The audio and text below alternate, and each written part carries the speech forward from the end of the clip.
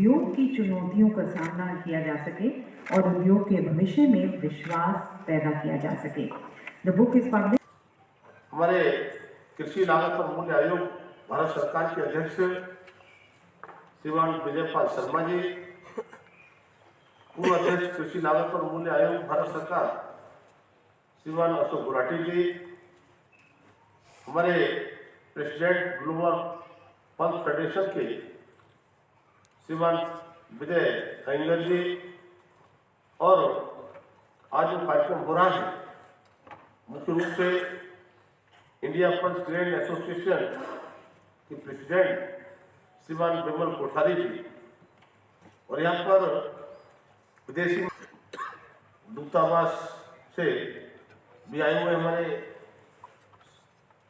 अतिथि, अन्य गणमान्य व्यक्ति और मीडिया के साथी। सबसे पहले मैं इस कार्यक्रम में आप सबका हृदय से स्वागत और अभिनंदन करता हूँ।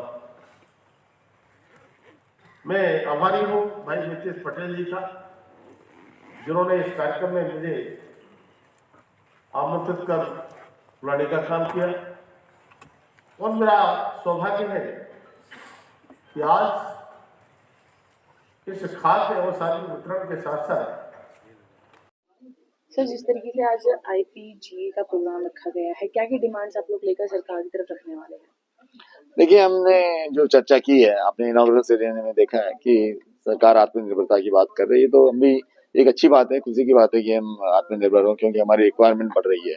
2030 तक हमें हमारा ऐसा अनुमान है कि 40 मिलियन टन दाल चाहिए, जबकि हमारा उत्पादन लगभग 24 से 25 मिलियन टन, मतलब 240 से 250 लाख टन तक लास्ट 3-4 सालों में देखा गया है।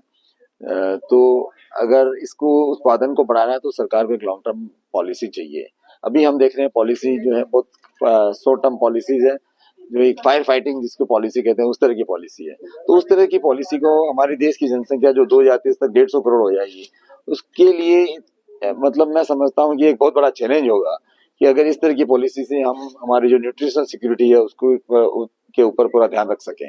तो इसलिए जरूरी है कि हमें लॉन्ग टर्म पॉलिसी की, क्योंकि हमारा ट्रेड भी काफी से विचलित हो रहा है, क्योंकि लास्ट जनवरी 2023 से लेके अभी तक लगभग 13 नोटिफिकेशन रिसीव हो चुके हैं। तो इससे क्या हमें ट्रेड में भी बड़ी अनसर्टेनिटी है कि सरकार की अगले 2 महीने बाद क्या पॉलिसी। जैसा कि येलो पीस का इम्पोर्ट अगर आप देखें, पहले सरकार ने 7 दिसंबर को खोला और 31 मार्च तक खोला, 31 मार्च से 30 अप्रैल किया, 30 अप्रैल से 30 जून किया, और उसके बाद अक्टूबर कर दिया। अब हमें ये मालूम है कि अक्टूबर के बाद इम्पोर्ट खुलेगा या बंद होगा।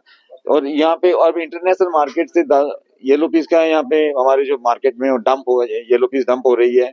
येलो पीस के दाम जो 45 रुपए थे घटकर 35 रुपए हो गए हैं, और अगर ये कंटिन्यू रहा इसी तरह रहा तो मेरा अनुमान है कि 32 रुपए हो जाएंगे। तो इससे क्या होगा कि किसान जो है वो जो हमारी जब जो ग्रोइंग जो हमारा रबी सीजन का जो बुआई का समय आएगा, उस समय फिर किसान जो वो रिलक्टेंट होंगे कि वो हिचकेंगे कि हमको प्रोडक्शन की 30-32 रुपए वो कोई दाल नहीं उगाना चाहेंगे, क्योंकि उनके लिए कोई इंसेंटिव नहीं है। तो वो 30 उनके लिए अगर उसमें नुकसान है, फिर वो दूसरी क्रॉप में शिफ्ट होंगे, तो एक हम विशेष साइकिल में फंस जाएंगे।